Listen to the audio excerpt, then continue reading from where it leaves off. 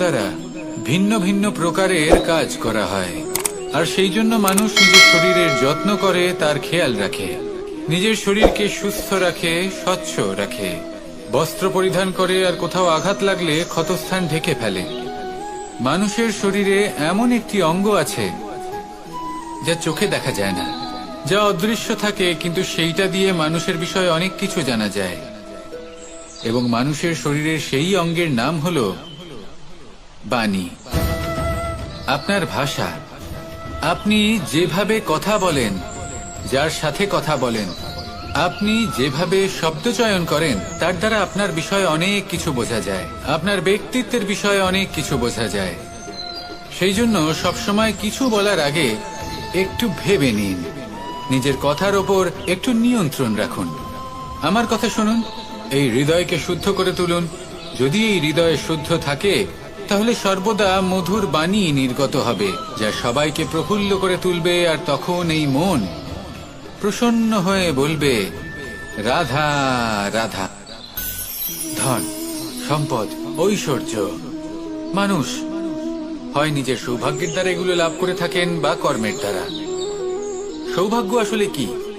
গ্রহের দশা, যা প্রত্যেক মুহূর্তে বদলাতে থাকে।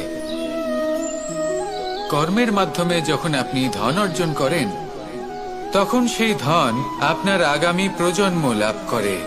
সেটা হয় সে ভোগ করে বা তার জন্য তার ভোগান্তি হয়। আর এটা নির্ভর করছে আপনার কর্মের ওপরে। কি কর্ম করেছেন আপনি সেই ধনকে লাভ করার জন্য? যদি আপনি সৎ পথে চলেন, নিষ্ঠা ভরে আপনি কর্ম করে থাকেন, এবং তার ফলে আপনি ধন অর্জন করে থাকেন, তাহলে আপনার আগামী প্রজন্ম সেটা ভোগ করবে, সেটা প্রয়োগ করবে নিজের বিকাশের জন্য। কিন্তু যদি আপনি কুকর্ম করে থাকেন, কোন রকম ছলনা করে থাকেন এই ধন লাভ করার জন্য, তাহলে 100% আপনার আগামী প্রজন্মকে এর জন্য ভুগতেই হবে। তাহলে আপনি কি চাইবেন? যে আপনার আগামী প্রজন্ম সুখ ভোগ করবে, নাকি আপনার কুকর্মের পরিণাম ভোগ করবে? নির্বাচন আপনারই। আসুন আমার সাথে ভালোবেসে বলুন, রাধা রাধা। মাতা পিতার মনে সবসময় এই বাসনা বাস করে যে ওনাদের সন্তানের যেন মঙ্গল হয়। নিজের সন্তানকে সেই সবকিছু দেবার সবসময় চেষ্টা করতে থাকেন যেগুলো তারা নিজেরা নিজেদের জীবনে কখনো পেতে পারেননি। এবং এই প্রক্রিয়ায় সব থেকে গুরুত্বপূর্ণ বিষয়টি ভুলে যান, নিজের সন্তানকে সেই জিনিস দেওয়া যেটা উনি সব থেকে আগে পেয়েছেন। আমি ধনের কথা বলছি না, আমি বলতে চাইছি নিজের অভিজ্ঞতা দ্বারা ওনারা যে মানসিক স্থিতি লাভ করেছেন, ওনারা যে মর্যাদা লাভ করেছেন, যে শিক্ষা ওনারা লাভ করেছেন, সবার আগে নিজের সন্তানকে সেটা দেওয়া প্রয়োজন। সেটা যদি নিজের সন্তানকে দিতে পারেন, তাহলে এই সন্তান জীবনে তার পথে এগোতেও পারবে, ধন অর্জনও করতে পারবে, এবং শক্তিশালী অনুভবও করতে পারবে। সেই জন্য সন্তানকে সবার আগে সেটা দান করুন যেটা সব থেকে বেশি মূল্যবান। সেটা দিন যেটা আপনি সবার আগে লাভ করেছেন। আসুন আমার সাথে ভালোবেসে বলুন, রাধা রাধা। কখনো কখনো আমরা খুব ব্যথিত হয়ে পড়ি। আমরা নিজেদের পরিবারের জন্য এত কিছু করি, আর তারা আমাদের দেখলেই ভয়ভীত হয়ে পড়ে, আমাদের দেখলে বিরক্ত হয়। কখনো নিজেদের সন্তানকে বিকাশের পথে অগ্রসর করার জন্য আমরা তাদের উপর একটু জোর দিই যাতে তারা পরিশ্রম করে, কিন্তু সেই সন্তান আমাদের উপর বিরক্ত হয়ে পড়ে। কখনো সন্তানকে সঠিক শিক্ষা দেওয়ার জন্য আমরা তাদের কিছু সীমা নির্ধারিত করি, তখন সেই সন্তানের চোখে নিজেদের জন্য আমরা ঘৃণা দেখতে পাই। মানুষ কেন ব্যথিত হবেন না? দেখুন, যখন সূচের দ্বারা আপনি বস্ত্র সেলাই করেন, তখন সূচের আঘাত সেই বস্তুকে সহ্য করতে হয়, কিন্তু তাতে সেই সূচ বা আপনার উদ্দেশ্যে কোনো প্রভাব পড়া উচিত নয়, কারণ আপনি তো আপনার কর্ম করছেন, আর তাও পূর্ণ নিষ্ঠা ভরে, এবং অবশেষে আপনার উদ্দেশ্য শুভ প্রমাণিত হবে। তাই কেউ বিরক্ত হচ্ছে বলে বা কারোর চোখে নিজের প্রতি ঘৃণা দেখার ভয় কখনো পিছিয়ে যাবেন না। কষ্ট না করে বিকাশ সম্ভব নয়, কর্ম করতে থাকুন, সবকিছু শুভ হবে। আসুন আমার সাথে ভালোবেসে বলুন, রাধা রাধা। প্রেমের পরিভাষা আসলে কি? ভিন্ন ভিন্ন ধরনের ব্যক্তি, ভিন্ন ভিন্ন ধরনের প্রেমী, আলোচক বিভিন্ন ধরনের পরিভাষা প্রদান করেন এই প্রেম নিয়ে। কিন্তু প্রত্যেকের মনেই কখনো কখনো এই প্রশ্ন এসেছে, এই ভালোবাসা আসলে কি? নিজের প্রিয়তমকে জয় করাই কি প্রেম? চার হাত এক হয়ে যাবার নামই কি প্রেম? নিজের আবেগ ব্যক্ত করাই কি ভালোবাসা? না, প্রেমের অর্থ কাউকে লাভ করা নয়, বরং তার মাঝে বিলীন হয়ে যাওয়া। যদি কারোর হাত ধরে থাকি, তাহলে আজীবন তার সাথে পথ চলা হলো প্রেম। প্রেম শুধুমাত্র সেটা নয় যা প্রেমী আর প্রেমিকার কেশদামে মালা বেঁধে দেয়। মাতা পিতার জন্য দিনরাত পরিশ্রম করা, নিজের পরিবারের জন্য দিনরাত পরিশ্রম করা, সেটাও প্রেম।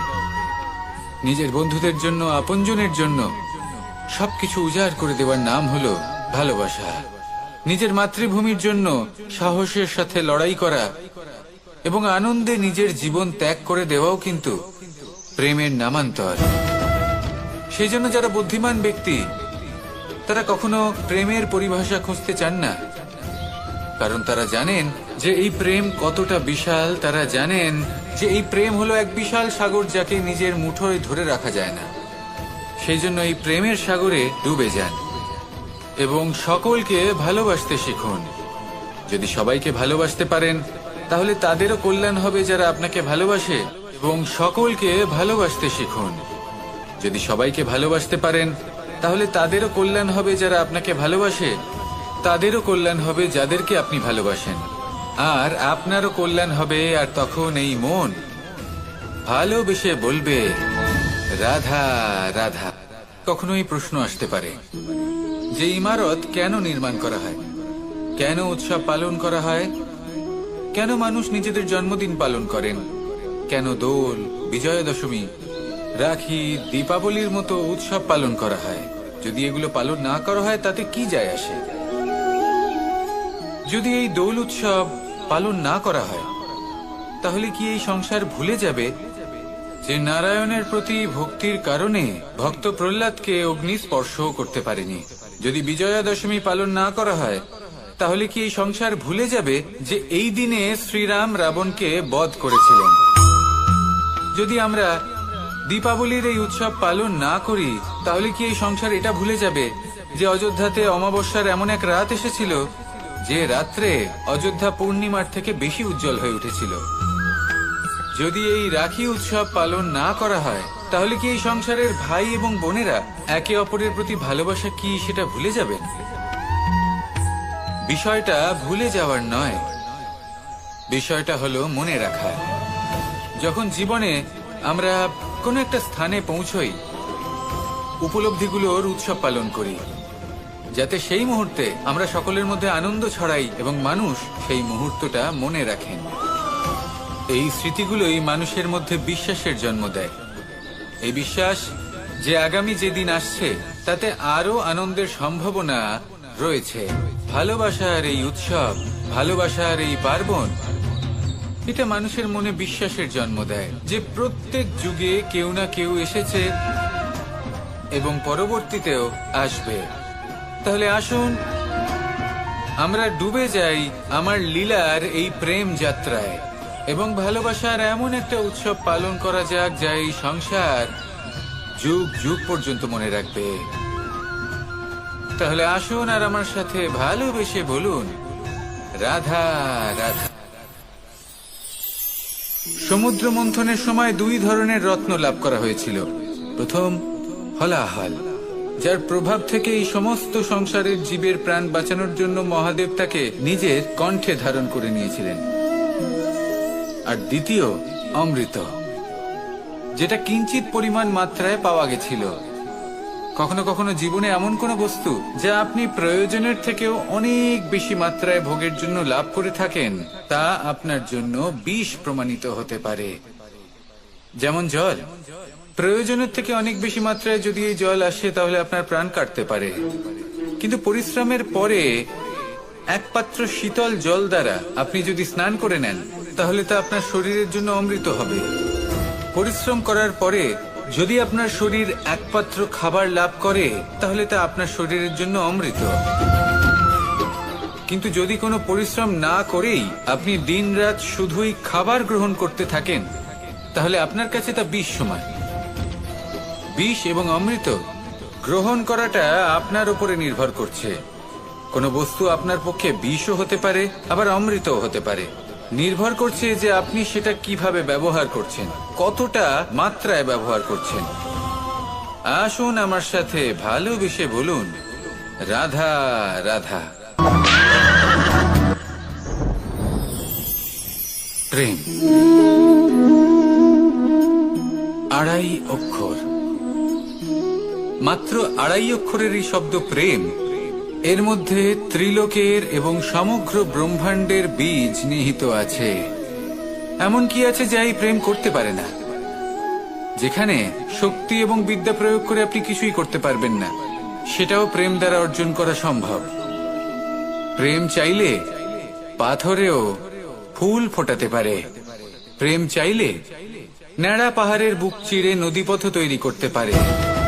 চাইলে নিরক্ষর ব্যক্তিকে সংসারের শ্রেষ্ঠ জ্ঞানী করে তুলতে পারে। শুধুমাত্র এই প্রেমের জন্য সবার দুষ্টু কানাই ঘনশ্যাম হয়ে উঠেছিল। শুধুমাত্র এই প্রেমের টানেই ত্রিলোকের স্বামী দ্বারকাধীশ নির্ধন সুদামার পদসেবাও করেছিলেন।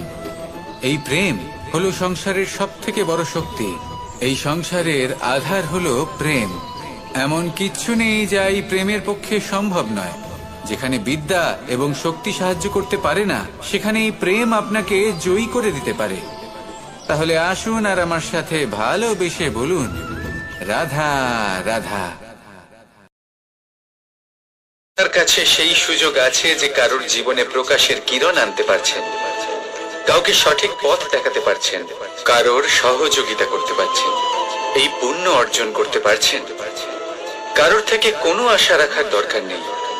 যার আপনাকে যতটা প্রয়োজন তাকে ততটাই সাহায্য করুন, ততটাই সবাইকে প্রেম বিতরণ করুন। আর এই প্রেমের ভাব নিয়েই আমার সাথে বলুন, রাধা রাধা।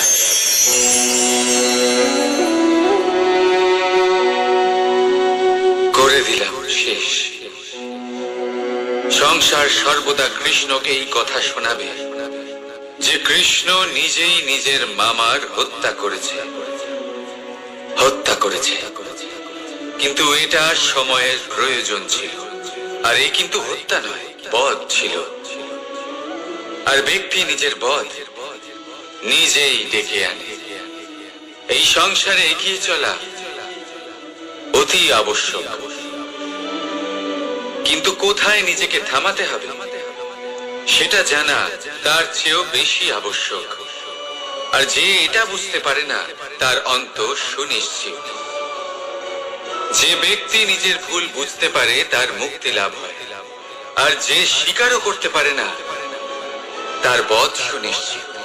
মথুরার রাজা কংস, তার বধ এই জন্য হয়নি কারণ সে আমায় হত্যা করার প্রয়াস করেছে, আমার মাতা পিতা বা আমার দাদুকে বন্দী করেছে। ওর বধ এই জন্য হয়েছে যে ওর ঘৃণা প্রেমের সীমায় আসা সত্ত্বেও থামেনি। কংস মামা এটা কখনো বোঝেনি যে নিজেকে কখন থামাতে হবে। আর যা কিছু সে করেছে, যত পাপ সে করেছে, তা নিয়ে কখনো মন্থন করেনি। অনেকবার বোঝানোর পরেও সব সময় প্রেমের থেকে মুখ ফিরিয়েছে।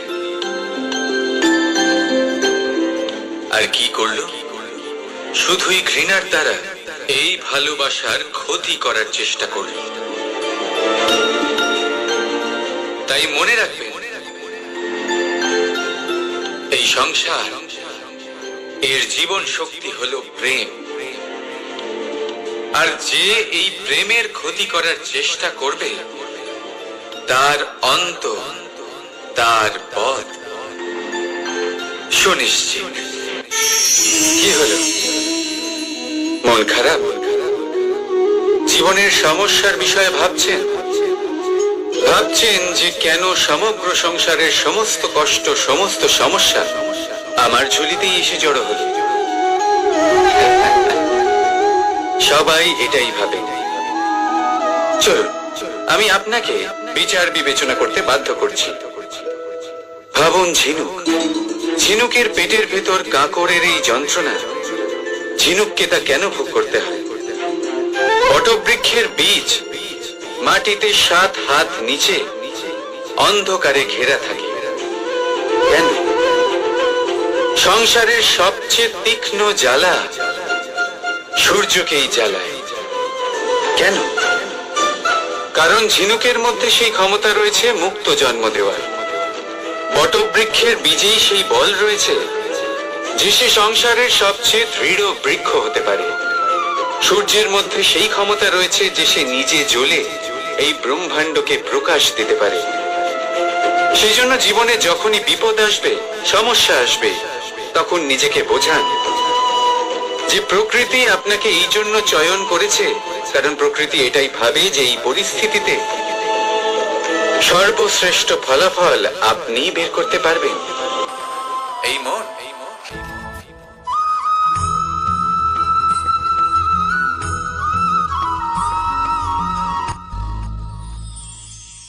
শিশিরের বিন্দু পাতার ওপর পড়ে আর তার গায়ে লেগে থাকে। পাতা তাকে শুষে নিতে পারে না, আর শেষ পর্যন্ত সে ঝরে পড়ে যায়। অন্যদিকে রয়েছে মেঘ এবং চাতক। এদের মধ্যে অনেক দূরত্ব থাকে। মেঘ থাকে আকাশে আর চাতক থাকে ধরিত্রীতে। কিন্তু যখন এই মেঘ থেকে বৃষ্টি ঝরে পড়ে, এই চাতক কিন্তু সেই জলই পান করে, নয়তো সে তৃষ্ণার্ত থেকে যায়। এবার অন্যদিকে দেখলাম শিশির বিন্দু আর পাতার এই সম্পর্ক। এরা খুব কাছাকাছি থাকে, ঘনিষ্ঠও থাকে। অন্যদিকে রয়েছে মেঘ এবং চাতকের সম্পর্ক, যাদের মধ্যে অনেক দূরত্ব থাকা সত্ত্বেও তারা খুব ঘনিষ্ঠ, তাই না? এই সারমর্ম খুব সরল। এই নৈকট্য, এই দূরত্ব, তা আপনার সম্পর্কে প্রভাব কিছুতেই ফেলতে পারে না। এই নৈকট্য, এই দূরত্ব, এইসব হলো শুধুমাত্র মনের ব্যাপার। কখনো আপনি অনুভব করেছেন আপনি কারোর থেকে অনেক অনেক দূরে আছেন, অনেক দূরে আছেন, তাও সেই ব্যক্তির প্রতি আপনি টান অনুভব করেন। সেখানে আপনি কারোর সাথে প্রত্যেক দিন অতিবাহিত করেন, সমস্ত জীবন অতিবাহিত করেন, সব থেকে বেশি সময় তার সাথে অতিবাহিত করেন, তাও তার প্রতি সেই টান অনুভব করেন না। এই সংকেত হলো মনের দূরত্বের। তাহলে মনের এই দূরত্ব দূর করুন আর আমার সাথে।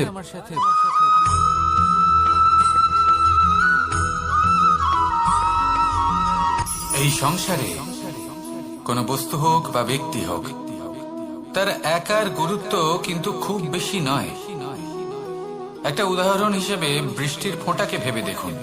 যদি একটি বৃষ্টির ফোঁটা হয় তাহলে তার খুব বেশি গুরুত্ব থাকে না, কিন্তু যখন সহস্র বৃষ্টির ফোঁটা মেঘের মধ্যে দিয়ে ঝরে পড়ে, তখন সেটা বর্ষার রূপ ধারণ করে। সেই বর্ষা যা এই প্রকৃতিকে শান্ত করে। সেইভাবেই পাথরের ছোট টুকরো, তার খুব বেশি গুরুত্ব থাকে না, কিন্তু যখন অসংখ্য পাথরের টুকরো একত্রিত হয় তখন তা পর্বতের আকার ধারণ করে। সেইভাবেই কিছু মানুষ যখন একত্রিত হন তখন তৈরি হয় পরিবার। কিছু পরিবার যখন একত্রিত হয় তখন তৈরি হয় সমাজ। যখন অনেক সংখ্যক সমাজ একত্রিত হয় তখন তৈরি হয় রাজ্য। এবার এই রাজ্যের সব থেকে গুরুত্বপূর্ণ ব্যক্তি হতে পারেন রাজা, কিন্তু তাও সেই রাজা একা কিছু করতে পারেন না। যুদ্ধ লড়ার সময় তারও নিজের সৈন্যদলকে প্রয়োজন পড়ে।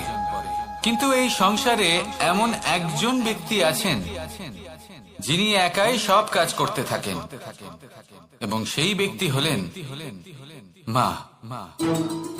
আমাদের জীবনে একজন পিতার ভূমিকা কিন্তু নিঃসন্দেহে অমূল্য, কিন্তু আমাদের সকলের জীবনে যে ভূমিকা একজন মায়ের তা অন্য কারোর থাকে না। একজন মা একাই সন্তানকে বড় করতে পারেন, সংস্কারী করে তুলতে পারেন, তার জন্য পরিশ্রম করেন। আর এত কিছু কাজ করার পরেও তার কাজের জন্য তিনি প্রশংসা অবশ্য পান না। উল্টে যদি সেই সন্তান অনুচিত পথে চালিত হয়, অনুচিত কর্ম করে, তখন সেই মাকেই অপবাদের পাত্র হয়ে উঠতে হয়। আমাদের জীবনে মায়ের যোগদান কতটা সেটা বুঝুন। আপনাকে বড় করে তোলার জন্য উনি কতটা পরিশ্রম করেছেন সেটা বুঝুন। আজ থেকে, এখন থেকে, এই মুহূর্ত থেকে মাকে সম্মান করতে শিখুন। যখন সময় পাবেন, যখন সুযোগ হবে, তখন তার প্রশংসা করুন। ওনারও ভালো লাগবে। আর মায়ের এই মমতার জন্য, তার এই ভূমিকার জন্য আসুন সবাই মিলে আমরা তাকে প্রণাম করি, আর সকলে মিলে ভালোবেসে বলি, রাধা রাধা।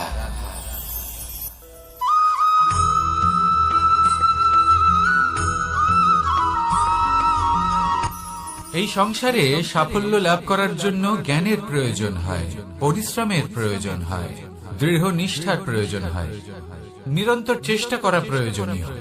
কিন্তু আরো কিছু আছে যা অত্যন্ত প্রয়োজনীয় এবং গুরুত্বপূর্ণ। তা হলো ভালো বন্ধু। তাদের থাকা অত্যন্ত প্রয়োজনীয়। যদি ভালো বন্ধু থাকে, তাহলে সময় এলে তারা ঢাল হয়ে আপনাকে সুরক্ষা করবেন। সময় এলে অস্ত্রের মতো শত্রুকে সংহারও করবেন। যদি তিনি জ্ঞানী হন, তাদের মধ্যে সদ্গুণ থাকে, তাহলে এই সব গুণ আপনার মধ্যেও প্রবেশ করবে। তাহলে সাফল্যের জন্য ভালো বন্ধু পাওয়া অত্যন্ত প্রয়োজনীয়। কিন্তু শুধু বন্ধু কেন, ভালো শত্রুও থাকা প্রয়োজনীয়। এবার আপনি ভাববেন, আমি কি বললাম? যদি আপনার জীবনেও ভালো অর্থাৎ শক্তিশালী শত্রু থাকে, তাহলে আপনিও শক্তিশালী হতে থাকবেন। এই শত্রু আপনাকে প্রেরিত করবে আরো বেশি শক্তিশালী হয়ে ওঠার। কখনো কোনো হরিণকে দেখুন, তীব্র গতিতে দৌড়তে থাকে। কেন তীব্র গতিতে দৌড়য়? এই কারণে নয় যে কোথাও তার জন্য মধুর ঘাস অপেক্ষা করে রয়েছে, না। সে এই কারণে তীব্র গতিতে দৌড়য় কারণ সেটা না করলে তার পেছনে একটি সিংহ আছে যে ওকে নিজের ভোজন করে ফেলবে। তাই জীবনে বিপদ, সংকট, এই সবকিছুও হলো অত্যন্ত গুরুত্বপূর্ণ। তার সম্মুখীন হতে শিখুন, আর আমার সাথে ভালোবেসে বলুন, রাধা রাধা।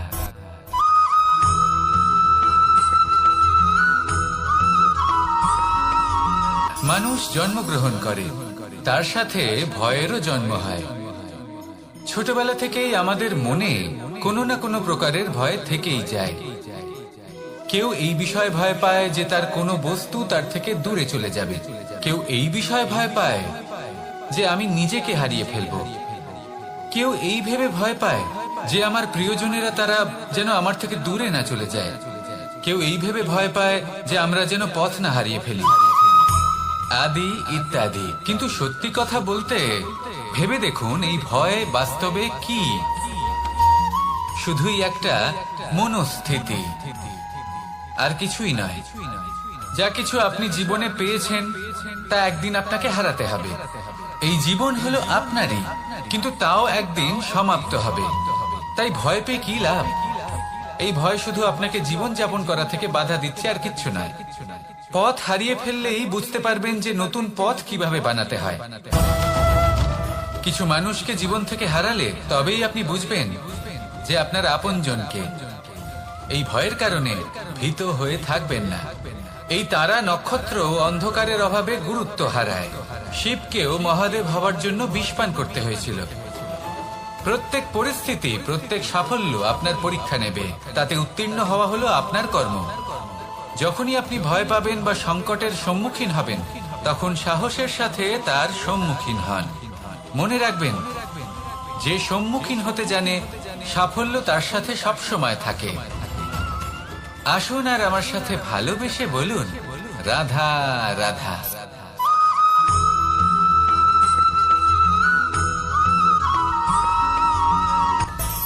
মানুষের মধ্যে একটা বিচিত্র প্রবৃত্তি থাকে, অন্য সকলের বিষয়ে, তাদের জীবনের বিষয়ে, তাদের ব্যক্তিত্বের বিষয়ে, তাদের ভবিষ্যতের বিষয়ে অনুমান করা। এটা হলো অনুচিত। কারোর অতীতকালকে দেখে লোকে ভবিষ্যৎ বলে দিতে পারেন, বর্তমানকে দেখে ভবিষ্যতের বিষয়ে অনুমান করে ফেলেন। উদাহরণ দিতে হলে বলবো, কোনো দাসকে দেখুন, ওকে দেখে লোকে বলে যে ওর ভবিষ্যৎ সেটাই হতে পারে, অনুমান করে ফেলেন। আর এই রাজাকে দেখুন, উনি তো কত সুখী হবেন, উনি তো জগতের সব থেকে অধিক সুখী মানুষ, কত সুখ সুবিধা আছে ওনার কাছে, ধারণা করে ফেলেন। তবে সত্য তো এটাই যে কারোর ব্যক্তিত্বের বিষয়ে, তাদের ভবিষ্যতের বিষয়ে আপনি পূর্ণ সত্য কখনোই বলতে পারবেন না, শুধু অনুমান করতে পারবেন। আর এই অনুমান করে সত্যি কোনো লাভ হয় না, কারণ এই কাল সেটা হলো অত্যন্ত শক্তিশালী। কালো থেকে কালোতর কয়লাকেও হিরেতে পরিণত করতে পারে, অনেক বড় বড় রাজাকেও বিদূষক বানিয়ে ফেলতে পারে এক মুহূর্তেই। তাহলে আপনি অনুমান করে কি লাভ? কি পেলেন অনুমান করে? সেই জন্য কারোর বিষয়ে কোনো অনুমান করবেন না, তার ভবিষ্যতের বিষয়ে অনুমান করতে যাবেন না, কারোর বিষয়ে কোনো ধারণা করে নেবেন না। কিছু করতে হলে ভালোবাসুন, সবার মধ্যে ভালোবাসা ছড়ান, সবার মধ্যে ধন্যাত্মক ভাব ছড়ান। এই মন প্রসন্ন হয়ে বলবে রাধা রাধা।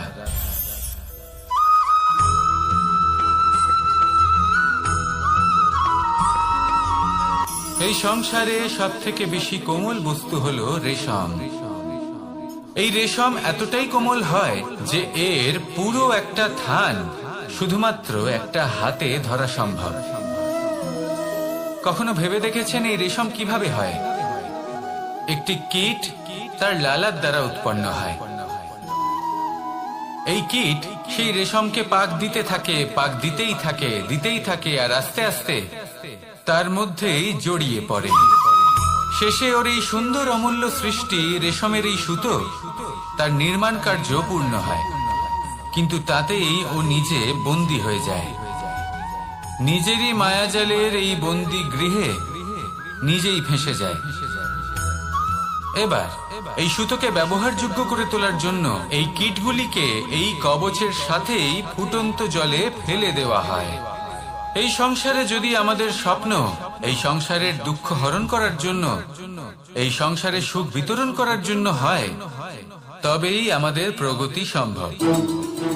যদি আমাদের এই স্বপ্ন শুধুই আমাদের এবং আমাদের স্বার্থ সিদ্ধির জন্য হয়, তাহলে এই স্বপ্ন আমাদের অন্ধ করে দেবে, আমাদের অন্ধকারের পথে নিয়ে যাবে, আর আমরাও সেই কীটের মতো হয়ে যাব।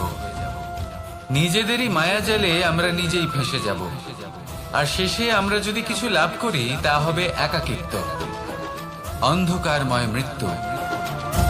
তাই স্বপ্ন অবশ্যই দেখুন, কিন্তু এমন ভাবে স্বপ্ন দেখবেন না যে তার এই বন্দিগৃহে আপনি নিজেই ফেঁসে গেলেন।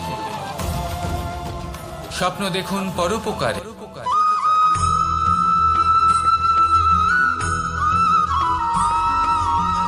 এই সংসারে প্রত্যেক মানুষ এটাই চান যে তিনি যেন ধনবান হন, আর্থিক অবস্থা তার ভালো থাকে, ওনার বাড়িতে লক্ষ্মীর আগমন হয়। কিন্তু সেটা হবে কি করে, সেটাই হলো প্রশ্ন। কেউ বলেন যে যদি পরিশ্রম করো তাহলে ধন অর্জন সম্ভব, কেউ বলেন যে যদি বিদ্যা লাভ হয় তবেই ধন অর্জন সম্ভব, কেউ বলেন যে যদি বলশালী হও তবেই সম্পন্ন থাকবে। ভালো কথা, যদি তাই হয়ে থাকে, তবে দিনমজুর সারা দিন পরিশ্রম করেন, তিনি কেন ধনী হন না? অনেকজন বিদ্বান মানুষ আছেন এই সংসারে, তারা কেন ধনবান হন না? অনেক সংখ্যক বলশালী ব্যক্তি আছেন, তাদের কাছে ধন নেই কেন? তাদের কেন ধনের অভাব হয়? আবার এমনও কিছু মানুষ আছেন যারা পরিশ্রম করেন, তারা দিনমজুর, কিন্তু তারা ধন অর্জন করতে পারেন। কিছু বিদ্বান ব্যক্তি আছেন যাদের কাছে অধিক মাত্রায় ধন রয়েছে, কয়েকজন বলশালী ব্যক্তি রয়েছেন যাদের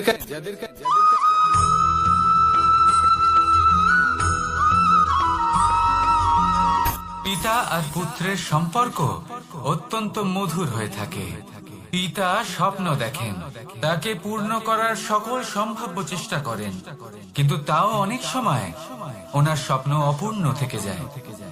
তখন পিতা ভাবেন যে স্বপ্ন উনি পূর্ণ করতে পারেননি, ওনার সন্তান তা অবশ্যই পূরণ করবে। যে স্থানে উনি কখনো পৌঁছতে পারেননি, সেই স্থানে ওনার পুত্র অবশ্যই পৌঁছবে। পিতা নিজের সন্তানের ভবিষ্যৎ নিয়ে সেই স্বপ্ন দেখেন, আর যখন সেই সন্তান সামনে এগোতে থাকে তখন তার দুঃখ হয় না, বরং গর্ব হয়। ওনার ভালো লাগে এটা দেখে যে ওনার সন্তান অনেক উন্নতি করছে। কিন্তু যখন সন্তান নিজের অভিভাবকের শক্তি দেখে, তার যশ দেখে হিংসা করতে থাকে, সমস্যা সেইখানেই শুরু হয়। সেই জন্য সকল সন্তানকে এটা মনে রাখতে হবে। দেখুন, পুত্র হবার সুবাদে, এক সন্তান হবার সুবাদে এটা হলো আপনার অধিকার যে আপনি আপনার পিতার থেকে বেশি উন্নতি করবেন।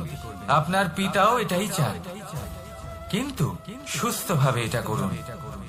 একটা রেখা টেনে নিন যাতে আপনি তাতে এগোতে পারেন আর আপনার পিতার তাতে গর্ববোধ হয়, আর সেই বিষয়ে দুঃখ না হয় যে আমার সন্তান আমাকেই ছোট করার চেষ্টা করছে।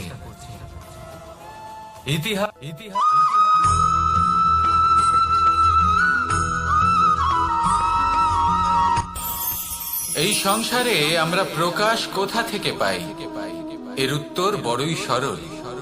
ভোরে যখন সূর্যোদয় হয় তখন প্রকাশের কিরণ আমাদের ঘরে এসে পৌঁছয়। এইভাবেই আমরা প্রকাশ লাভ করি। এবার এই প্রকাশের আলোতেই আমরা সারাদিনের কাজ সম্পন্ন করি। সন্ধে হয়ে যায়, সূর্যাস্ত হয়ে যায়, আর আমাদের ঘর যাতে অন্ধকার না হয় তার জন্য আমরা একটা প্রদীপ প্রজ্বলিত করি। এটাই ঘটে আমাদের জীবনেও। এবার প্রবাহমান আয়ুর সাথে আমরা আমাদের অন্তরে যদি একটা প্রদীপ প্রজ্বলিত করে নিই তাহলে বিষয়টাই অন্যরকম হবে। এবার আপনি বলবেন, কোন প্রকাশের কথা বলছি যে আমাদের অন্তরে জাগ্রত করা সম্ভব? আমাদের আত্মার মাঝে প্রেমের প্রকাশ জাগ্রত করার কথা বলছি। কারণ আমাদের এই জীবন এও হলো দিনের আলোর মতো। আজ প্রকাশ আছে, কিন্তু কোনোদিন অবশ্যই অস্ত হবে। কিন্তু অস্ত হবার আগে যদি আমরা আমাদের আত্মার মাঝে প্রেমের এই প্রকাশ উজ্জ্বলিত করে নিই তাহলে আমাদের সন্ধ্যাকালও আমরা আনন্দে এবং প্রেমে যাপন করব। তাহলে আসুন আর আমার সাথে ভালোবেসে বলুন, রাধা রাধা।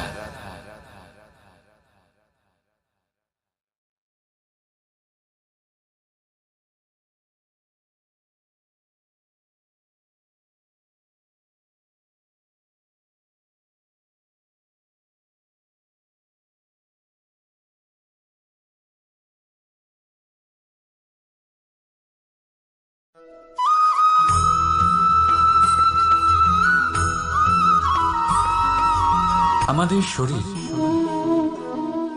প্রকৃতির সর্বশ্রেষ্ঠ রচনা।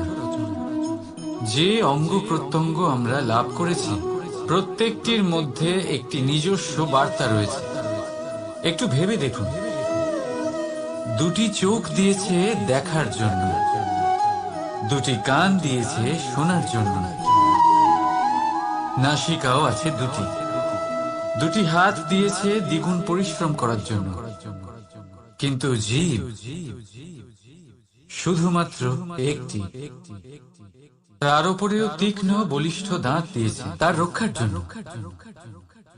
কখনো ভেবে দেখেছেন কেন?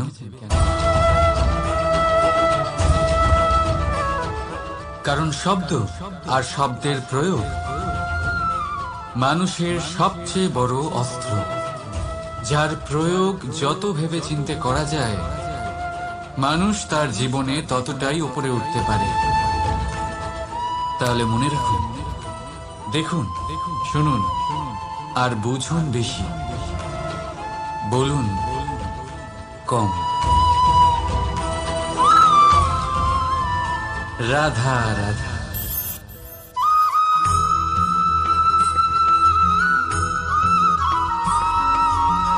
যখন আমরা কোনো বনে প্রবেশ করি তখন এই সবুজ ঘাস দেখে, এই কোমল ঘাস দেখে আমাদের মন প্রফুল্ল হয়ে ওঠে। ভিন্ন ভিন্ন প্রজাতির ফুল, ভিন্ন ভিন্ন রঙের ফুল দেখে এই মন আনন্দে ভরে ওঠে। এখানে শিশুরা আনন্দ লাভ করে, বড়রা ভোজন গ্রহণ করেন, কথাবার্তা বলেন, হাঁটাহাঁটি করে বেড়ান। এবার ভেবে দেখুন, যখন এই উপবনের নির্মাণ হয়েছিল সেই সময় যদি এই মাটিকে সঠিকভাবে খনন না করা হতো, যদি তাতে সঠিকভাবে বীজ রোপণ না করা হতো, যদি কোনো সংঘর্ষ না হতো, পরিশ্রম না করা হতো, যদি চলতে চলতে পায়ে কাঁটা না বিঁধে যেত, তাহলে এই সুন্দর বন দেখে আমরা কি এই আনন্দ লাভ করতে পারতাম? কখনোই নয়। ধরুন কোনো নদীর তটে সুন্দর একটি বন আছে, সেই বনের আনন্দ লাভ করতে গেলে আপনাকে সেই নদী পার করতেই হবে। যদি সুখের নদীর কাছে পৌঁছতে চান তাহলে তটে যে কাঁটা রয়েছে সেগুলোর সাথে সংঘর্ষ করতেই হবে। এই সংসারে যদি আপনি সুখ লাভ করতে চান তাহলে সুখ লাভের এই যাত্রা শুরু করতে হবে সংঘর্ষ দ্বারা। তাহলে সংঘর্ষকে স্বাগত জানান, এর পেছনেই সুখ রয়েছে যা আপনার জন্য অপেক্ষা করছে। এবার হাসুন আর আমার সাথে ভালোবেসে বলুন, রাধা রাধা।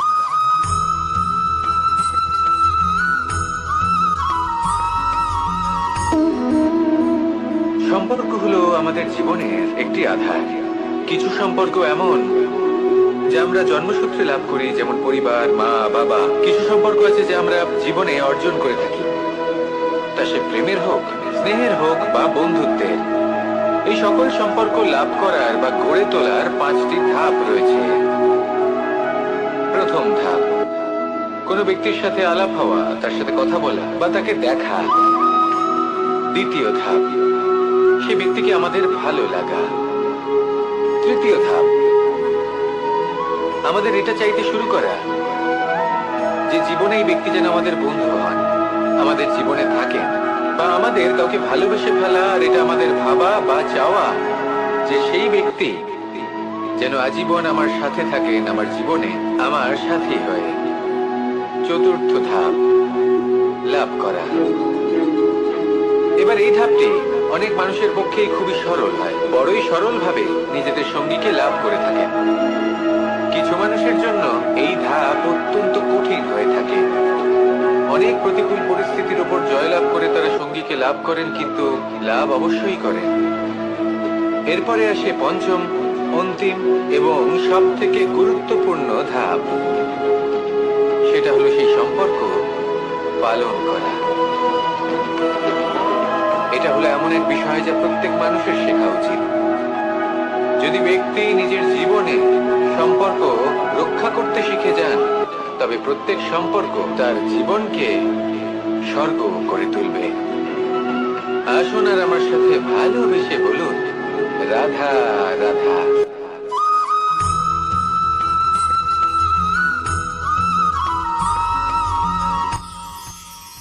মানুষ তার জীবনে দুই ধরনের পরিস্থিতিকে খুব ভয় পায়। এক, কোনো কারণবশত কারোর সামনে নত হওয়া। দুই, কোনো কারণে নিজের চরিত্র থেকে, নিজের মূল্যবোধ থেকে বিচ্যুত হওয়া। এবার কেন হয় এরকম যে কথায় কথায় কারোর সামনে নত হতে হয়? কেন বারংবার নিজের চরিত্র থেকে চ্যুত হতে হয়? এরকম কেন হয়? এটা তখনই হয় যখন আমাদের শিক্ষা এবং মূল্যবোধের অভাব থাকে। যদি মানুষের মধ্যে প্রকৃত শিক্ষা থাকে তাহলে এই সংসারে কোনো সময় এবং কারোর সামনেই নত হওয়ার কোনো প্রয়োজন নেই।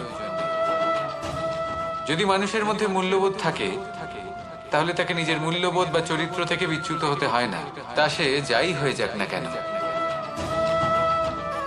কোনো বালককে যদি জন্ম থেকেই সুশিক্ষার অধিকারী করা হয়, শিক্ষিত করা হয়, মূল্যবোধের অধিকারী করা হয়, তবে সে এই সংসারে এমন কর্ম করবে যাতে সে নিজেকে, নিজের পরিবারকে, সমগ্র সমাজকে গর্বিত করতে পারে। শিক্ষা লাভ করুন, মূল্যবোধ লাভ করুন এবং আমার সাথে ভালোবেসে বলুন, রাধা রাধা।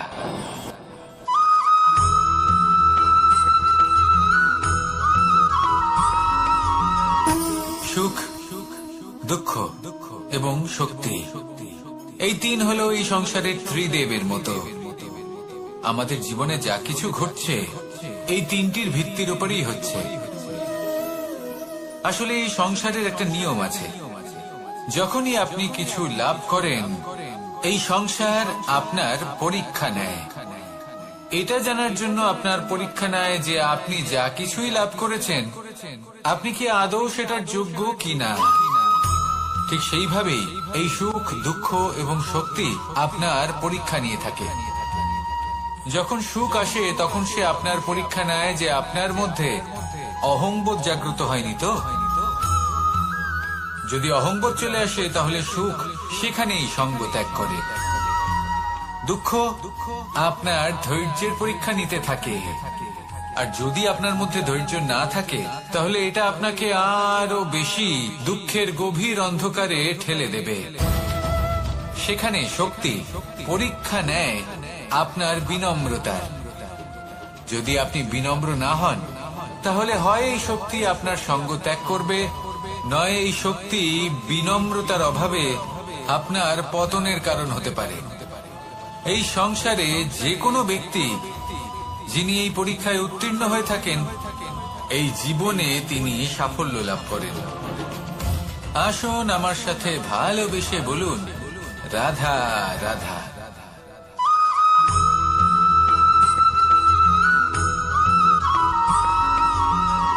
জীবন কিসের উপর নির্ভরশীল?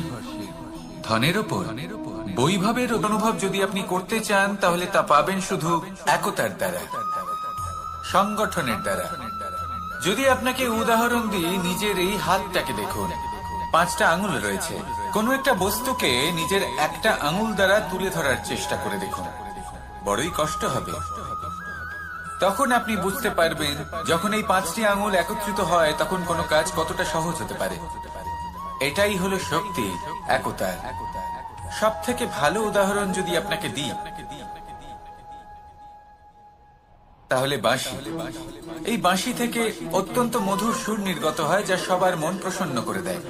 এই কথা সত্যি, কিন্তু এই বাঁশি আমি একটা বা দুটো আঙুল দিয়ে বাজাতে পারবো না। আমাকে প্রত্যেকটা আঙুল ব্যবহার করতেই হবে, তবেই এর থেকে মধুর সুর নির্গত হবে যা সকলকে প্রসন্ন করবে, ঠিক কিনা?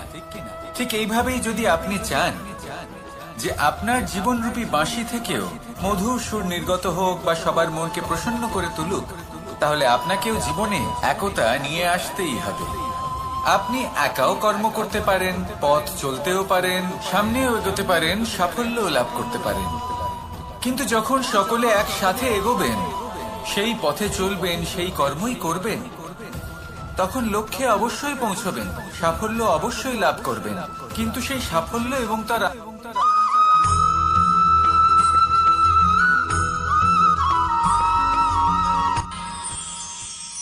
আমরা সবাই সূর্যকে সম্মান কেন করি? কারণ আমরা জানি যে সন্ধেবেলা যখন সূর্যাস্ত হবে তখন শুধুমাত্র অন্ধকার বাকি থাকবে। ঠিক কিছুটা এরকমই হয় আমাদের মাতা পিতাও, যিনি আমাদের জন্ম দেন, আমাদের ভরণ পোষণ করেন, আমাদের বড় করেন, আমাদের প্রেম প্রদান করেন। কখনো কখনো তাদের মুখ থেকে কটু কথা নিঃসৃত হয়, আমাদের দুঃখ হয়, কিন্তু তখন আমাদের এটা বোঝা উচিত এগুলি নিঃসৃত হচ্ছে আমাদেরই মঙ্গলের জন্য। যেমন সূর্যদেব, উনিও উত্তাপ দিয়ে থাকেন আমাদেরই মঙ্গলের জন্য, যাতে ফসল পাকতে পারে, যাতে জল বাষ্প হয়ে মেঘ হতে পারে, বৃষ্টি হতে পারে, আর এই সংসারে নিরন্তর জলের প্রবাহ থাকে। আমাদের মাতা পিতা, তাদের কঠোর আচরণ, তাদের কঠোর অনুশাসনের পেছনে লুকিয়ে থাকে ওনাদের ভালোবাসা। আমাদের তা বুঝতে হবে, সসম্মানে ওনাদের গ্রহণ করতে হবে। কারণ ঠিক সূর্যাস্তের পরে যেমন চতুর্দিক অন্ধকারচ্ছন্ন হয়ে যায়, তেমনি আমাদের জীবন থেকে যখন আমাদের মাতা পিতা চলে যায় তখন আমাদের জীবনেও শুধু এবং শুধুমাত্র অন্ধকারই ছেয়ে থাকে। সেই জন্য নিজের মাতা পিতাকে সম্মান করুন, ওনাদের ভালোবাসা প্রদান করুন। এই মন আর এই জীবন প্রসন্ন হয়ে বলবে, রাধা রাধা।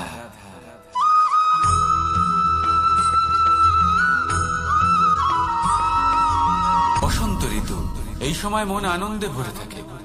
এমন মনে হয় যেন আমরা আকাশে বিচরণ করতে চলে যাই, কিন্তু সেটা তো সম্ভব নয়।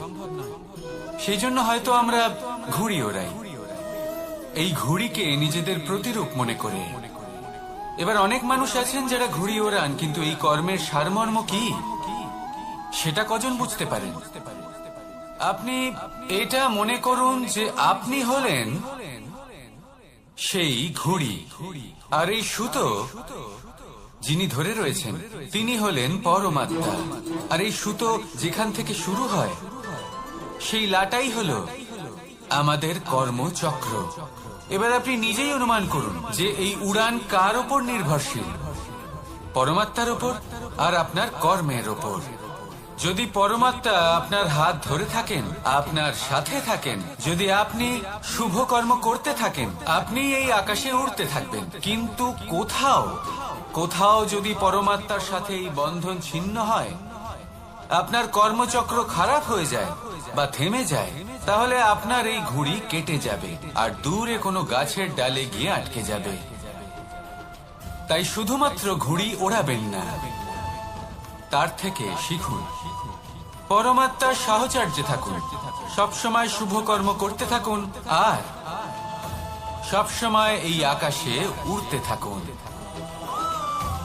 আসুন আর আমার সাথে ভালোবেসে বলুন, রাধা।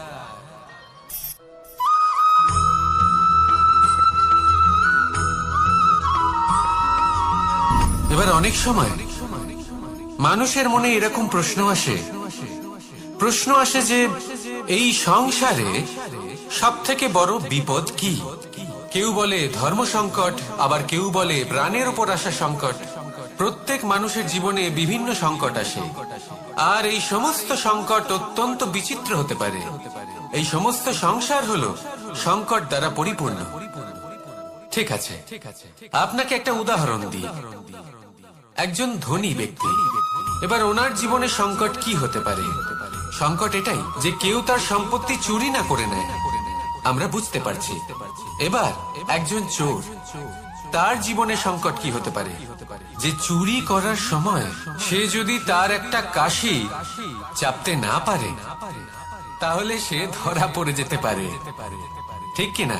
আবার অনেক সময় এমনও হয় যে যার জন্য আমি সংকট, সেও আমার কাছে সংকট। যেমন এই পরিস্থিতিতে দেখুন, সংকট হলো সংকট, এ তো জীবনে থাকবে, কিন্তু এর সম্মুখীন কিভাবে হওয়া যায়? খুব সরল, সব এটার উপর নির্ভর করে, মনের উপর। এই মনকে নিয়ন্ত্রণ করলে সব ঠিক থাকবে। এবার যদি ধনী ব্যক্তি মনকে নিয়ন্ত্রণ করে ফেলেন, নিজের অর্থের ব্যবহার শুভ কাজের জন্য, সমাজের সেবার জন্য বিকাশ করতে করেন, ওই অর্থকে একত্রিত করে না রাখেন, তাহলে চুরির সমস্যা, এই সংকট সেখানেই কেটে যাবে। এবার যদি কথা বলি সেই চোরের, তাহলে চোর যদি নিজের মনকে সংযত করে নেয়, যদি নিজের কর্মকে নিয়ন্ত্রণ করতে পারে, তাহলে এমন কোনো স্বর নেই, এমন কোনো স্বর নেই যা ওকে ধরা পড়তে বাধ্য করবে।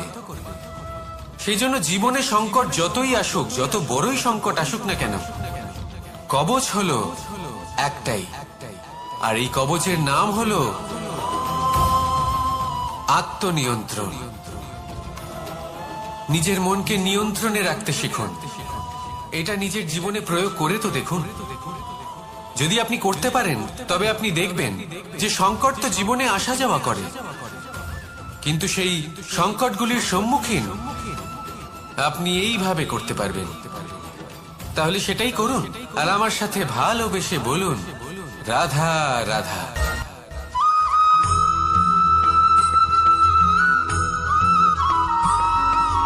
জীবনে যখন কোনো ব্যক্তি নিজের লক্ষ্য প্রাপ্তির জন্য নিরন্তর পরিশ্রম করতে থাকেন, চেষ্টা করতে থাকেন, তখন তিনি কষ্ট অনুভব করেন, কখনো শারীরিক কষ্ট, কখনো মানসিক কষ্ট।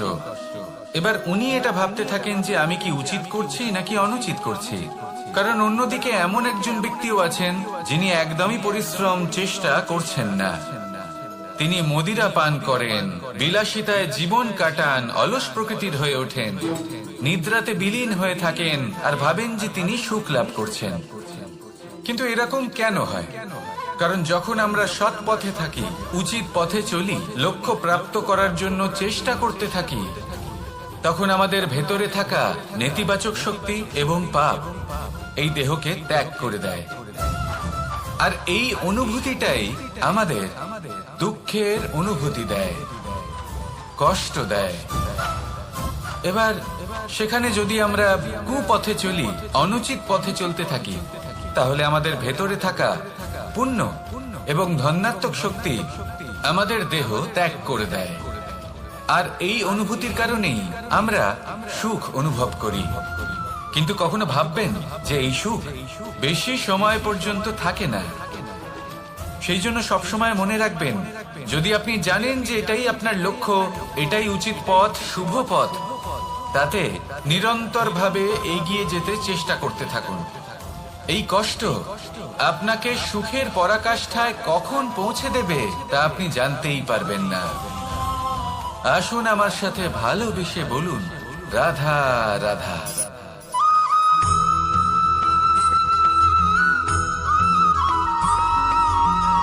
মানুষের মানসিকতা এমন হয় যে সে যতটা করে আশা করে যে তার থেকে অনেক বেশি তার বদলে সে পাবে।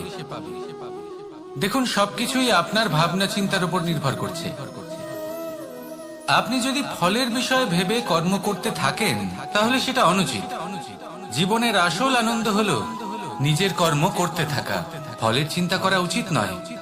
যদি আপনি এরকম ভাবেন যে আমি এতটা করছি, আমার এতটা পাওয়া উচিত, সেই ভাবনা অনুচিত। যদি আপনি সেবার মানসিকতা নিয়ে কর্ম করতে থাকেন, কর্মচক্রে প্রবাহিত হন, যদি আপনি এমন ভাবনা রাখেন যে আমি এতটা পাচ্ছি তাই এর থেকে অনেক বেশি আমি কর্ম করব, তাহলে নিশ্চিত রূপে আপনি যতটা করছেন তার থেকে অনেক বেশি আপনি পাবেন। আপনার আশার থেকে অনেক বেশি আপনি পাবেন। শুধু জীবনে অনেক বেশি কাজ করতে থাকুন, ফলের চিন্তা করবেন না। আর মনে রাখবেন, এই ভাবনাই সব থেকে বড় বীজ। কর্মের উপর বিশ্বাস রাখুন। জীবনে যা যা আপনি চান সবই সুখময় হবে। আসুন আর আমার সাথে ভালোবেসে বলুন, রাধা রাধা।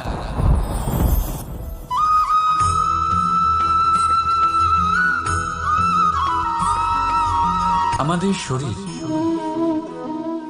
প্রকৃতির সর্বশ্রেষ্ঠ রচনা।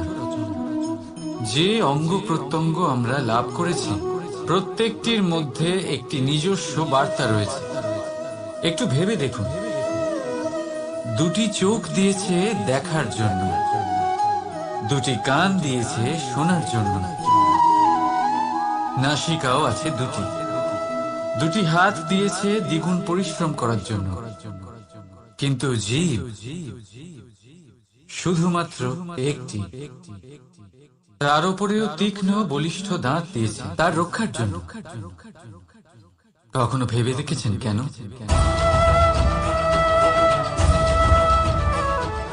কারণ শব্দ আর শব্দের প্রয়োগ মানুষের সবচেয়ে বড় অস্ত্র, যার প্রয়োগ যত ভেবেচিন্তে করা যায় মানুষ তার জীবনে ততটাই উপরে উঠতে পারে। তাহলে মনে রাখুন, দেখুন, শুনুন আর বুঝুন বেশি, বলুন কম। রাধা রাধা।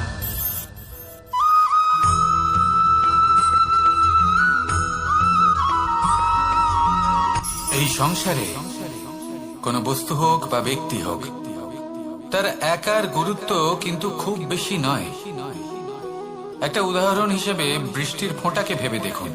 যদি একটি বৃষ্টির ফোঁটা হয় তাহলে তার খুব বেশি গুরুত্ব থাকে না, কিন্তু যখন সহস্র বৃষ্টির ফোঁটা মেঘের মধ্যে দিয়ে ঝরে পড়ে তখন সেটা বর্ষার রূপ ধারণ করে। সেই বর্ষা যা এই প্রকৃতিকে শান্ত করে। সেইভাবেই পাথরের ছোট টুকরো, তার খুব বেশি গুরুত্ব থাকে না, কিন্তু যখন অসংখ্য পাথরের টুকরো একত্রিত হয় তখন তা পর্বতের আকার ধারণ করে।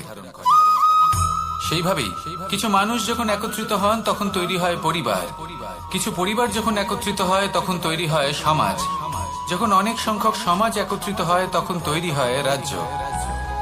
এবার এই রাজ্যের সব থেকে গুরুত্বপূর্ণ ব্যক্তি হতে পারেন রাজা, কিন্তু তাও সেই রাজা একা কিছু করতে পারেন না। যুদ্ধ লড়ার সময় তারও নিজের সৈন্যদলকে প্রয়োজন পড়ে। কিন্তু এই সংসারে এমন একজন ব্যক্তি আছেন যিনি একাই সব কাজ করতে থাকেন, এবং সেই ব্যক্তি হলেন মা। আমাদের জীবনে একজন পিতার ভূমিকা কিন্তু নিঃসন্দেহে অমূল্য, কিন্তু আমাদের সকলের জীবনে যে ভূমিকা একজন মায়ের তা অন্য কারোর থাকে না।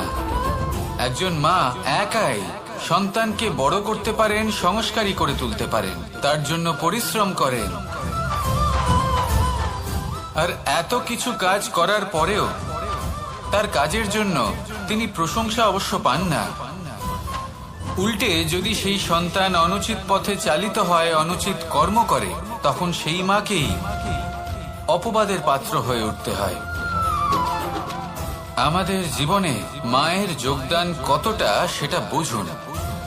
আপনাকে বড় করে তোলার জন্য উনি কতটা পরিশ্রম করেছেন সেটা বুঝুন।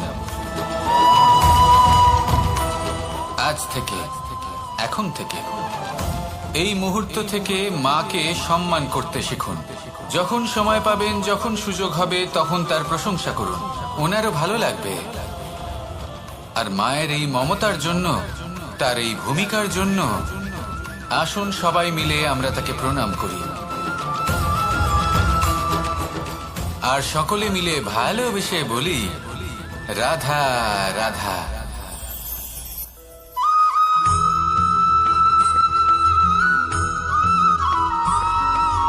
ফিরে আসছিলেন এবং তাদের ফেরার পথে হঠাৎ করে কোথাও থেকে একটি বাছুর চলে এলো।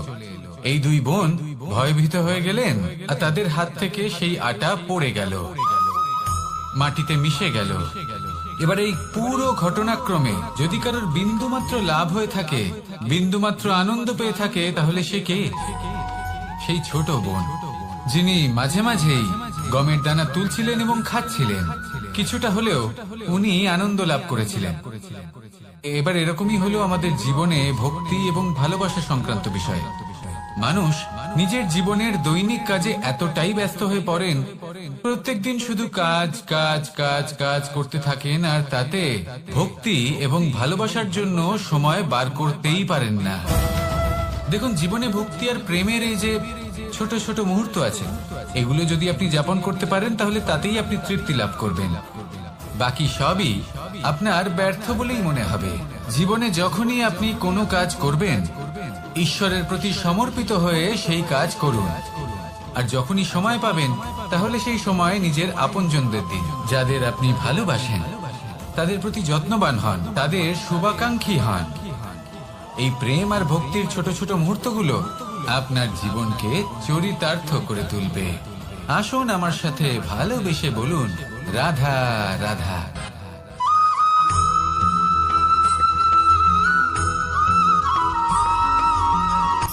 শক্তি, শক্তি অর্জন করা এতটা কঠিন নয় যতটা শক্তি লাভ করার পরে সেই শক্তি সামলানো কঠিন হয়। কারণ যেই মানুষ শক্তি লাভ করে, তার মনে গর্ববোধ জন্মায়, জন্মায় অহংকার, জন্মায় জেদ। তাই শক্তি প্রাপ্ত করার সাথে বিনম্র থাকাও অত্যন্ত আবশ্যক। আর এটা আমাদের শেখা উচিত বৃক্ষের থেকে। বৃক্ষ যা আমাদের ফল দেয়, বৃক্ষ যা যত ফল দেয় ততটাই ঝুঁকে যায়। আমরা পাথর মারি ওই বৃক্ষের থেকে ফল প্রাপ্ত করার জন্য। সেই পাথরের মার সহ্য করেও বৃক্ষ আমাদের ফল দেয়। কোনো গর্ববোধ নেই, কোনো অহংকার বোধ নেই। আর সেই জন্য এই বৃক্ষের পুজো করা হয়। এটাই হলো মাহাত্ম্য, শক্তির সাথে বিনম্রতা। যদি এই শক্তি সৃজন করে থাকে, সাহায্য করে থাকে, সম্বল হয়ে থাকে, তবেই সেই শক্তি উপযুক্ত। আর নয়তো সেই শক্তি একদিন আপনাকে আসক্ত অবশ্যই করবে।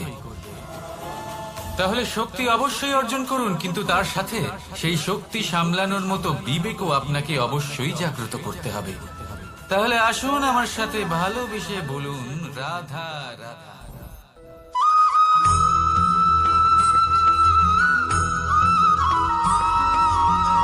যখন আমরা কোনো বনে প্রবেশ করি, তখন এই সবুজ ঘাস দেখে, এই কোমল ঘাস দেখে আমাদের মন প্রফুল্ল হয়ে ওঠে। ভিন্ন ভিন্ন প্রজাতির ফুল, ভিন্ন ভিন্ন রঙের ফুল দেখে এই মন আনন্দে ভরে ওঠে। এখানে শিশুরা আনন্দ লাভ করে, বড়রা ভোজন গ্রহণ করেন, কথাবার্তা বলেন, হাঁটাহাঁটি করে বেড়ান। এবার ভেবে দেখুন, যখন এই উপবনের নির্মাণ হয়েছিল, সেই সময় যদি এই মাটিকে সঠিকভাবে খনন না করা হতো, যদি তাতে সঠিকভাবে বীজ রোপণ না করা হতো, যদি কোনো সংঘর্ষ না হতো, পরিশ্রম না করা হতো, যদি চলতে চলতে পায়ে কাঁটা না বিঁধে যেত, তাহলে এই সুন্দর বন দেখে আমরা কি এই আনন্দ লাভ করতে পারতাম? কখনোই নয়। ধরুন কোনো নদীর তটে সুন্দর একটি বন আছে, সেই বনের আনন্দ লাভ করতে গেলে আপনাকে সেই নদী পার করতেই হবে। যদি সুখের নদীর কাছে পৌঁছতে চান, তাহলে তটে যে কাঁটা রয়েছে সেগুলোর সাথে সংঘর্ষ করতেই হবে। এই সংসারে যদি আপনি সুখ লাভ করতে চান, তাহলে সুখ লাভের এই যাত্রা শুরু করতে হবে সংঘর্ষ দ্বারা। তাহলে সংঘর্ষকে স্বাগত জানান, এর পেছনেই সুখ রয়েছে যা আপনার জন্য অপেক্ষা করছে। এবার হাসুন আর আমার সাথে ভালোবেসে বলুন, রাধা।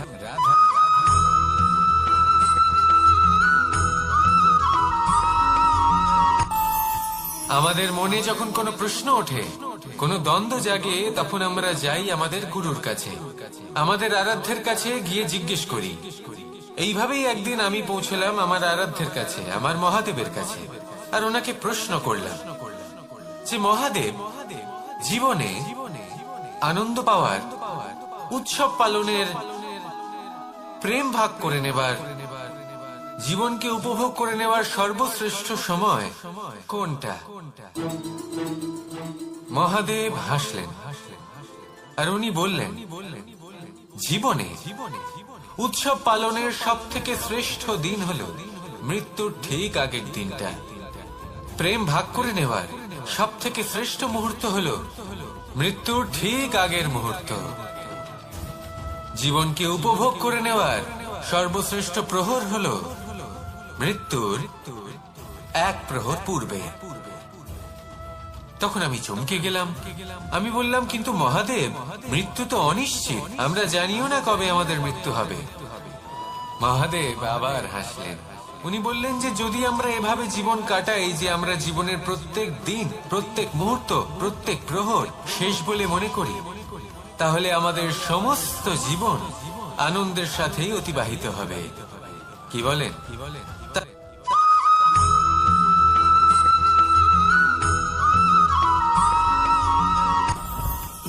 জীবনে কিছু শেখা অত্যন্ত গুরুত্বপূর্ণ।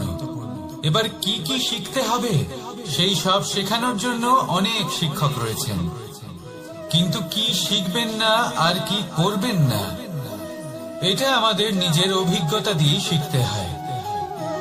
কিন্তু তার মানে এটা নয় যে যদি আপনাকে শিখতে হয় যে আগুনের তাপ কতটা, আপনাকে আগুনের মধ্যে হাত দিতে হবে। না, অন্য কারোর অভিজ্ঞতা দ্বারাও শিখতে পারেন। প্রশ্ন শুধুমাত্র একটাই যে আপনি কি শিখতে চান নাকি চান না। যদি আপনি এটাই ভাবেন যে আমি শুধুই নিজের অভিজ্ঞতা দ্বারাই শিখতে চাই, তাহলে জীবনকাল ছোট মনে হবে, অনেক কিছুই শিখতে পারবেন না। তাই নিজের সাথে সাথে বড়দের অভিজ্ঞতা দ্বারাও শেখা শুরু করে দিন। এই সংসারের অভিজ্ঞতা দ্বারা শিখতে শুরু করে দিন। আর এটা নিশ্চিত রূপে শেখা আবশ্যক যে কখন কি করবেন না, কোথায় থামতে হবে আর কোথায় থামবেন না। তাহলে আসুন আর আমার সাথে ভালোবেসে বলুন, রাধা রাধা।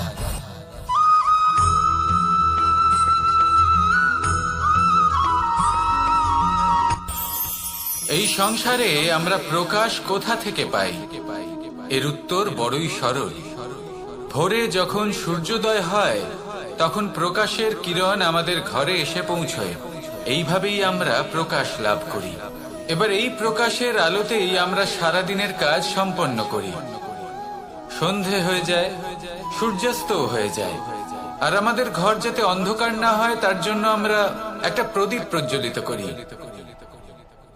এটাই ঘটে আমাদের জীবনেও।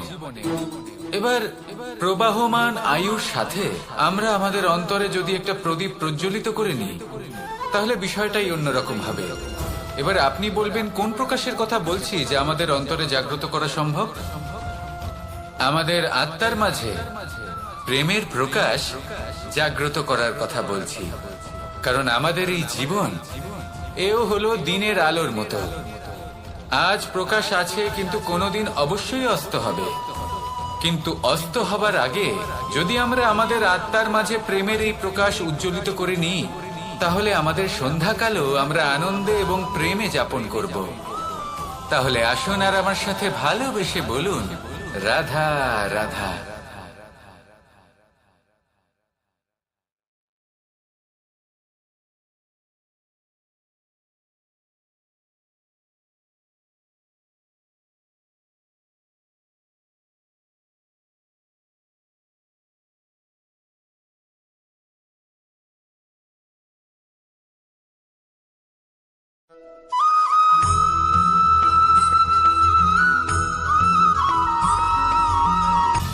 সময়, জীবন, কাল। দেখতে গেলে এই তিনটি শব্দ একটি শব্দেরই সমার্থক শব্দ মনে হয়, কিন্তু এই শব্দগুলির অর্থ কি সমান? কখনোই নয়। হ্যাঁ, এই সময় চলতে থাকে, জীবন চলতে থাকে, কালচক্র চলতে থাকে। এই সময় কেটে যায়, কিন্তু এই জীবন একে যাপন করতে হয়। কি বলেন? এই জীবনে কিছু করুন বা কিছু না করুন, জীবন এমনি কেটে যাবে, আপনি জানতেও পারবেন না। কিন্তু সেটা আমাদের উদ্দেশ্য নয়, একে যাপন করতে হবে। এই জীবনে প্রেরণা পেতে শিখুন, প্রেরণা দিতে শিখুন, আহ্বান গ্রহণ করতে শিখুন, আহ্বান জানাতে শিখুন, মহান কাজ করতে শিখুন, ধন্যাত্মক বোধ জাগিয়ে তুলুন। জীবন অতিবাহিত করার অর্থ কি তা আপনি শিখে যাবেন, কারণ সময় কেটে যায়, সমস্ত যুগ কেটে যায়, কিন্তু জীবনের রীতি জীবন কাটিয়ে দেওয়া নয়, জীবন যাপন করা। এই জীবন সম্পূর্ণরূপে অনুভব করতে হবে, নতুন পথ বানাতে হবে। এবারে যদি এই জীবন বাঁচার সময় একবার ভেবে দেখুন, যদি মনে প্রেম থাকে, সদ্ভাবনা থাকে, তাহলে কি হবে? এই জীবনকে বাঁচার অনুভূতিটাই অন্যরকম হয়ে যাবে, একটা আনন্দময় অনুভূতি লাভ করবেন। তাহলে এটাই করুন আর আমার সাথে ভালোবেসে বলুন, রাধা রাধা।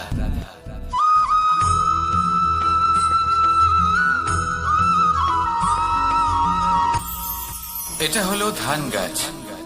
এর থেকে যে চাল উৎপন্ন হয় তা মানুষ গ্রহণ করেন। আর এটা কি? এ হলো জংলি ঘাস। একবার ভেবে দেখুন, যদি এই জংলি ঘাস ধান গাছের আশেপাশে থাকে তাহলে কি হবে? ধান উৎপন্ন হতে পারবে? তা উৎকৃষ্ট হতে পারবে? আমরা কি তা গ্রহণ করতে পারবো? কখনোই নয়। এই জংলি ঘাস ধানকে নষ্ট করে দেবে, কিন্তু নিজে জীবিত থাকবে। এটাই হলো আজকের শিক্ষা। এই সংসারে যদি আপনি নীতির পথে চলতে চান, উচিত কর্ম করতে চান, সংসারকে সেবা করতে চান, তাহলে জংলি ঘাসের মতো ব্যক্তিদের থেকে সবসময় দূরে থাকতে হবে। সেই ব্যক্তি যারা দুর্নীতি এবং মিথ্যা দ্বারা পরিপূর্ণ, যাদের ব্যবহার অশুভ, যাদের অনেক অশুভ গুণ রয়েছে, তারা সঠিক নয়। সেই সকল ব্যক্তি যাদের চরিত্র অত্যন্ত দুষ্ট হয়, তারা হয় শুভ চরিত্রের ব্যক্তিকে একদম নষ্ট করে দেয়, নয় নিজের মতো বানিয়ে তোলে। তাই যদি আপনি নীতির পথে চলতে চান, এই সংসারের জন্য শুভ কর্ম করতে চান, তাহলে সেই সঙ্গ লাভ করুন যে সঙ্গ জ্ঞানে পরিপূর্ণ, যাদের মধ্যে অনেক গুণ আছে, যাদের থেকে প্রতিদিন কিছু শিখতে পারবেন। এমন ব্যক্তির সাথে জীবন অতিবাহিত করুন, দুরাচারীদের থেকে দূরে থাকুন। তবেই এই মন প্রসন্ন হয়ে বলবে, রাধা রাধা।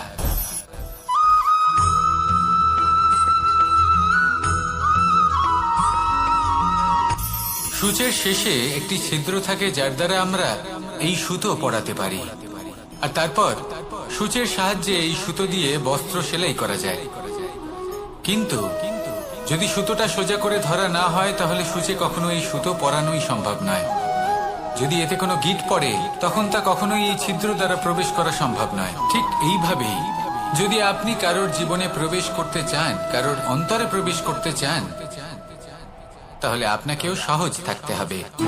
এতে কোনো গিঁট থাকলে চলবে না, অর্থাৎ মনে যাতে কোনো মালিন্য না থাকে, যেন কোনো কুচিন্তা না থাকে। যদি এসব থাকে, তাহলে আপনি কখনো কারোর জীবনে প্রবেশ করতে পারবেন না। আর যদি কোনোভাবে আপনি প্রবেশ করেও যান, তাহলে তার মনে ঘর করতে পারবেন না। নিজেকে এই সুতোর মতন করে তুলুন, সহজ। মনে যেন কোনো কুচিন্তা না থাকে, সবার প্রতি যেন সদ্ভাবনা থাকে, শুভ চিন্তা থাকে। এমনটা করতে থাকুন। এমন একটা দিন আসবে যেদিন এই সমস্ত সংসারের ব্যক্তির মনে আপনি বাস করবেন, আর তখন এই মন প্রসন্ন হয়ে বলবে, রাধা রাধা।